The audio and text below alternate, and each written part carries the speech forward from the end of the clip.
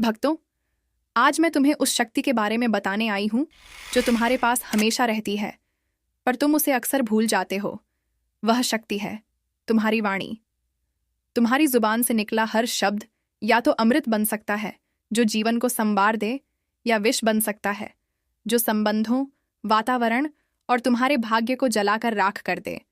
तुम्हारे शब्द तुम्हारे कर्म हैं, और कर्म ही तुम्हारा भविष्य बनाते हैं। 2. वाणी की ऊर्जा। अदृश्य परंतु प्रभावशाली भक्तों, तुम्हारी वाणी केवल ध्वनि नहीं है, यह ऊर्जा है। जब तुम प्रेम से बोलते हो तो यह ऊर्जा फूल बनकर महकती है।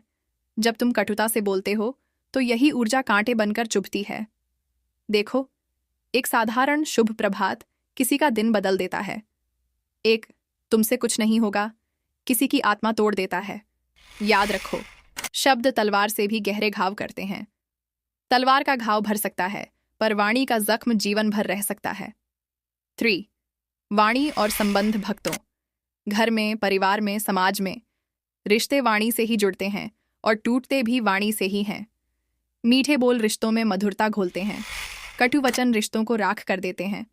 तुमने देखा होगा, कभी एक छोटी सी कठोर बात परिवार में कलह फैला देती है, और कभी एक दयालु शब्द टूटे दिल को जोड़ देता है। इसलिए मैं कहती हूं, भक्तों, वाणी को साध लो, वरना यही वाणी तुम्हें बांध लेगी। 4. वाणी और कर्म भक्तों, तुम सोचते हो कि कर्म केवल हाथ पांव से होते हैं। नहीं, वाणी भी कर्म है। जब तुम किसी का उत्साह बढ़ाते हो, यह पुण्य है। जब तुम किसी को अपमानित करते हो, यह पाप है। तुम्हारा भविष्य तुम्हारे शब्दों से भी बनता है। याद रखो, वाणी से दिया गया आशीर्वाद फलता है, और वाणी से दिया गया श्राप भी। 5. वाणी और आत्मा भक्तों, तुम्हारी वाणी तुम्हारे अंतर की झलक है। जैसे घड़ा भीतर जैसा होगा, वैसा ही रस बाहर निकलेगा। अगर भीतर प्रेम है तो वाणी अमृत होगी, अगर भीतर क्रोध है तो वाणी विष होगी। इसलिए वाणी को सुधारने के लिए पहले हृदय को शुद्ध करना पड़ता है। ध्यान, जप और सेवा यही तुम्हारे शब्दों को पवित्र बनाते हैं। 6. वाणी का दुरुपयोग भक्तों को चेतावनी भक्तों, कितने लोग अपनी वाणी को व्यर्थ कर देते हैं, झूठ बोलकर, चुगली करके, व्यंग्य और अपमान से दूसरों को चोट देकर। जान लो, तुम्हारी जीभ पर नियंत्रण न होना जीवन पर नियंत्रण न होने जैसा है। जो वाणी को व्यर्थ करता है, उसका तेज धीरे धीरे नष्ट हो जाता है, और जो वाणी को साध लेता है, वह तेजस्वी हो जाता है। 7. वाणी साधना। माँ काली का मार्ग भक्तों, अगर तुम चाहते हो कि तुम्हारी वाणी अमृत बने, तो यह साधनाएं अपनाओ। मांग, मौन का अभ्यास करो। हर दिन कुछ समय चुप रहो। मौन तुम्हें शब्दों का मूल्य सिखाता है। 2. सत्य बोलो। झूठ से आत्मा कमजोर होती है, सत्य से आत्मा मजबूत होती है। 3. मंत्र जप करो। मंत्र वाणी को पवित्र बनाते हैं। AUM क्रीम काली का जप तुम्हारी जीभ को शक्ति देता है। 4. शब्द सोचकर बोलो भक्तों, बोलने से पहले खुद से पूछो, क्या यह शब्द किसी का भला करेगा? 5. कटु वचन त्यागो। गुस्से में बोले शब्द सबसे अधिक विनाश करते हैं। 8. वाणी और समाज भक्तों, आज समाज में तनाव, झगड़े, द्वेष बढ़ रहे हैं। कारण क्या है?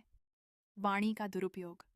अगर हर भक्त अपनी वाणी को संयमित कर ले, तो समाज में शांति और प्रेम फैल जाएगा। वाणी ही युद्ध कराती है, और वाणी ही शांति दिलाती है। 9.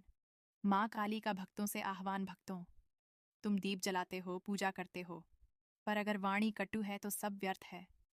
क्योंकि असली पूजा यह है कि तुम्हारी वाणी से किसी को चोट न पहुंचे।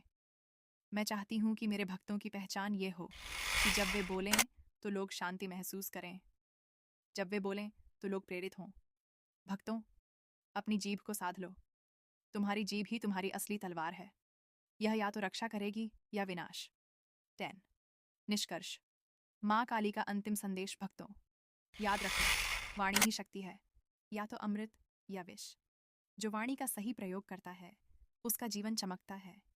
जो वाणी का दुरुपयोग करता है, उसका जीवन अंधकार में चला जाता है। इसलिए हर दिन जागरूक रहो, हर शब्द को एक मंत्र की तरह बोलो, ताकि तुम्हारे शब्द तुम्हारे लिए और दूसरों के लिए आशीर्वाद बने।